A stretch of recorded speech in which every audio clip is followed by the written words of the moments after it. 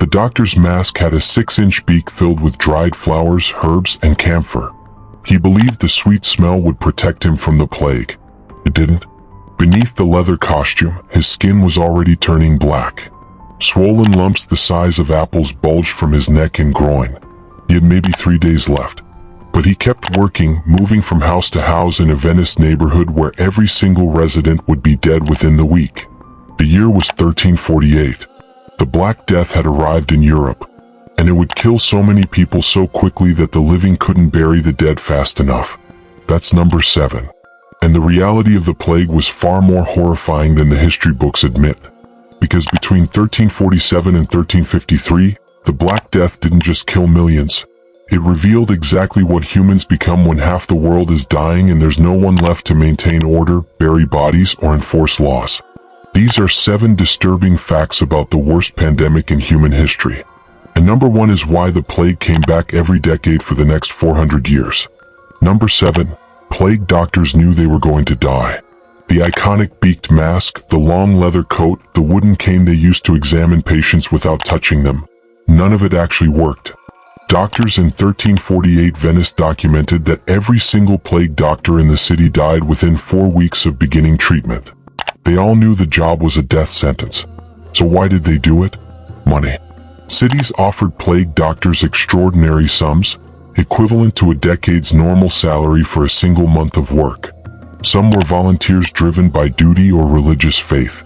But most were either desperate for money or convicted criminals offered a choice: execution or serve as a plague doctor. The survival rate was essentially 0. Modern analysis of plague doctor remains found in Venice shows every single one had died of bubonic plague. The herbs in the beak mask did nothing. The thick leather coat didn't prevent infection. The plague spread through flea bites and respiratory droplets. Their costume couldn't stop either. But here's the truly disturbing part. They kept the costume anyway because it terrified people into staying away from the sick.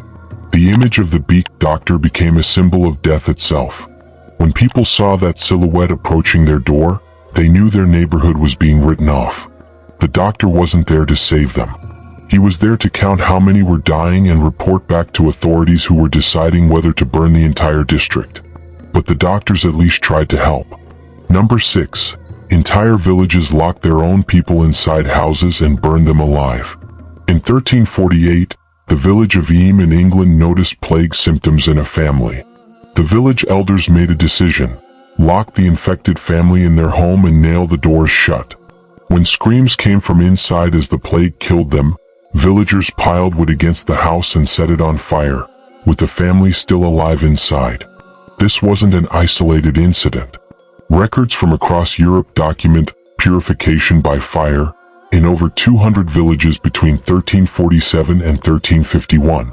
The logic was brutal but clear: kill the infected immediately before they spread plague to the whole village.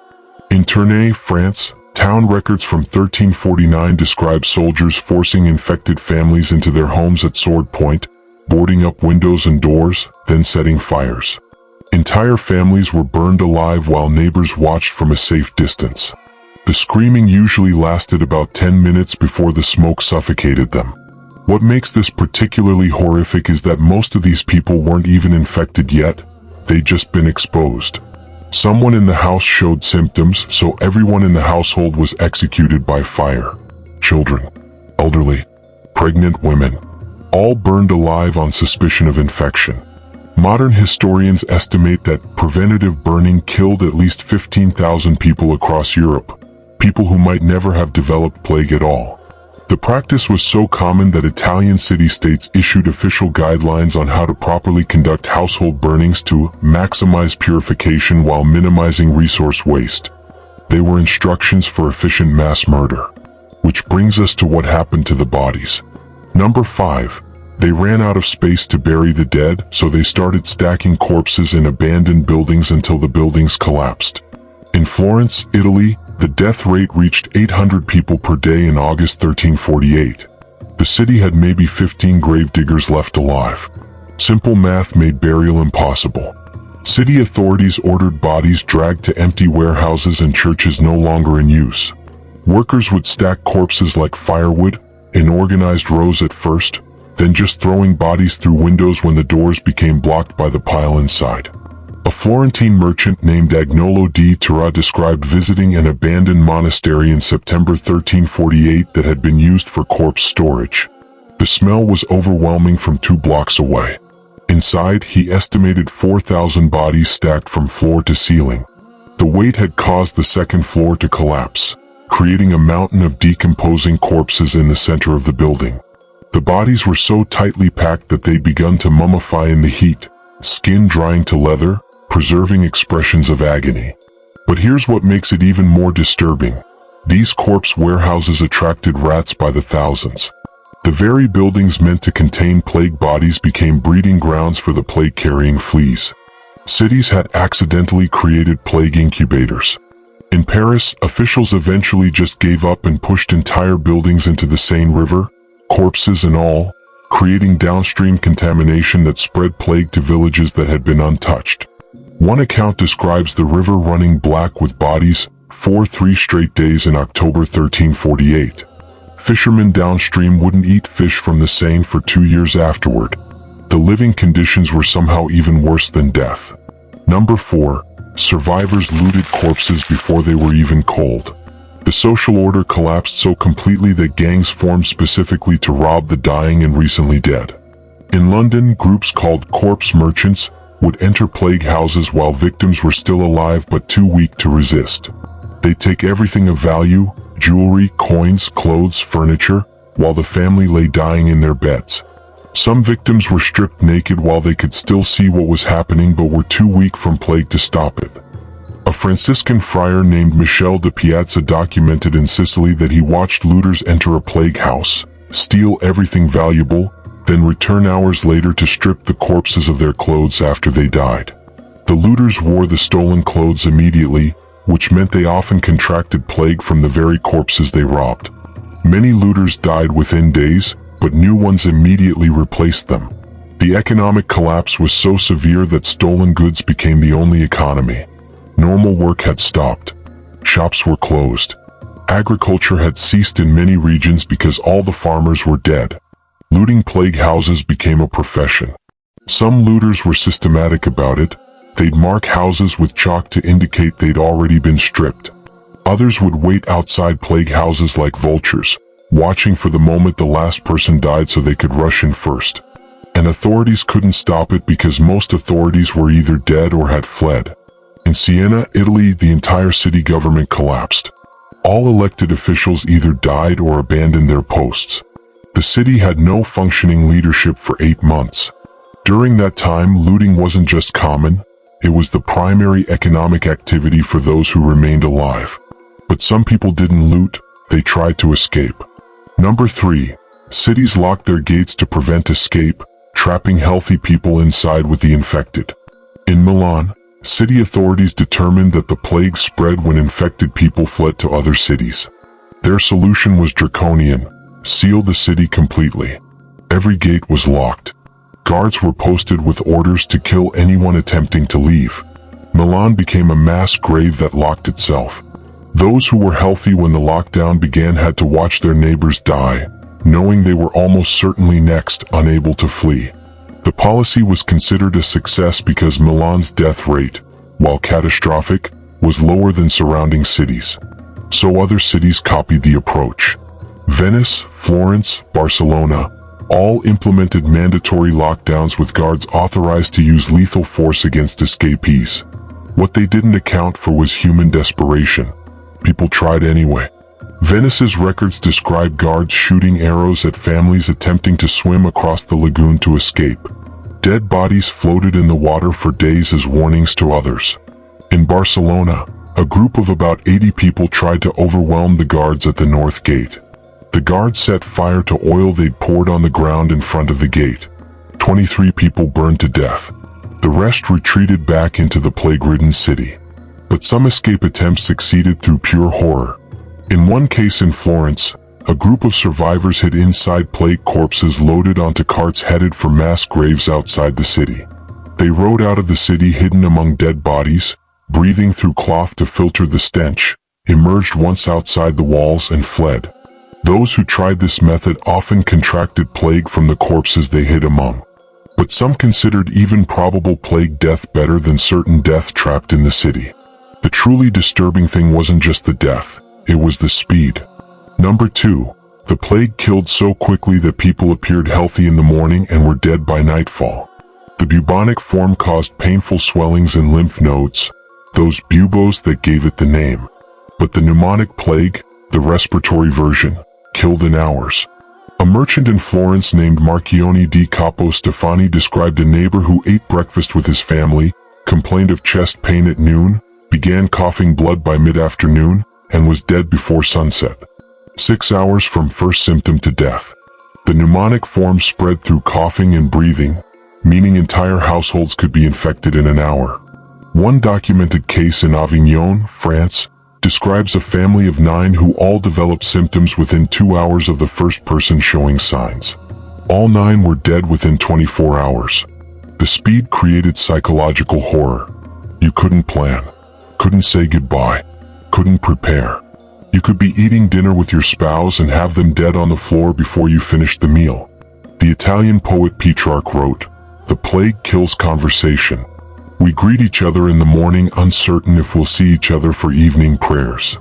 Parents put children to bed healthy and found them dead the next morning, black swellings already formed. The speed also meant medical intervention was pointless. By the time symptoms appeared, death was essentially certain.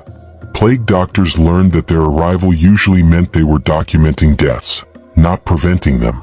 Some cities stopped sending doctors at all. They just sent priests to give last rites, which took less time. The most disturbing cases were the ones where victims remained conscious until the very end. The pneumonic plague destroyed lungs, making breathing progressively harder. Victims would suffocate slowly while fully aware, drowning in their own blood. Witnesses described final moments where victims' eyes showed complete awareness of what was happening to them, trying to breathe with ruined lungs, taking hours to finally die. And now, the fact that explains why this nightmare repeated for 4 centuries. Number 1. Authorities knew the plague was spread by rats and fleas, and deliberately killed all the cats and dogs, making it infinitely worse. Medieval understanding of disease was dominated by miasma theory, the belief that bad air caused illness. When the plague hit, authorities noticed that rats were everywhere plague struck. But they concluded that rats were attracted to plague, not that they caused it. They believed the corrupted air from plague attracted vermin. So cities issued extermination orders, not for rats but for the animals that hunted rats, cats and dogs. The logic was insane but widely accepted. Cats and dogs were unclean animals that might be contributing to the air corruption. Tens of thousands of cats and dogs were killed across Europe. In Marseille, the city government paid bounties for dead cats, 2 sous per cat corpse. Citizens turned in over 15,000 dead cats in 3 months. The cat population was essentially eliminated, which meant the rat population exploded without natural predators. Fleas multiplied exponentially. The plague spread faster and faster. Modern epidemiological analysis suggests that if cats had been left alone, the plague might have killed 30 to 40% fewer people. Instead, cities systematically eliminated their best defense against the disease vector. And because authorities believed they were doing the right thing, they continued killing cats and dogs throughout every subsequent plague outbreak for the next 400 years. The Black Death returned in waves: 1361, 1369, 1374, 1400, 1438, 1456, 1484, 1500, 1563, 1593, 1603, 1625, 1636, 1665. Every generation faced another outbreak, and every single time authorities killed the cats first. The Great Plague of London in 1665 killed 100,000 people. City records show they killed over 40,000 cats before the outbreak peaked. They had 300 years of evidence that killing cats made it worse. They did it anyway. Why? Because the official position of medical authorities and the church was that cats were agents of Satan and eliminating them was spiritually protective. Science, observation, and evidence were overruled by superstition and institutional authority. The cats could have saved millions. Instead, they were exterminated and the rats inherited Europe. 7 facts about the Black Death. The plague doctors who knew they'd die. The villages that burned families alive. The corpse warehouses that collapsed under the weight of thousands. The looters who robbed the dying. The locked cities that trapped the healthy with the infected. The pneumonic plague that killed in hours. And the systematic killing of cats that ensured the plague returned again and again for 400 years. Between 1347 and 1353, the Black Death killed an estimated 75 to 200 million people, between 30% and 60% of Europe's entire population. Some regions lost 80% of their population. Entire villages ceased to exist. The social, economic, and psychological trauma reshaped European civilization. But here's what historians emphasize. It wasn't the disease alone that caused that level of death. It was human decisions. Burning families alive. Locking cities. Looting instead of helping. Killing cats while rats multiplied. Choosing superstition over observation. The plague was deadly. Human response made it apocalyptic. Which fact disturbed you most? The comments always reveal something interesting about what aspects of historical horror resonate with different people. And if you want to know what happened to the survivors, how the post-plague world created the Renaissance, capitalism, and the end of feudalism, that's the next video. Because the Black Death didn't just kill the medieval world. It created the modern one.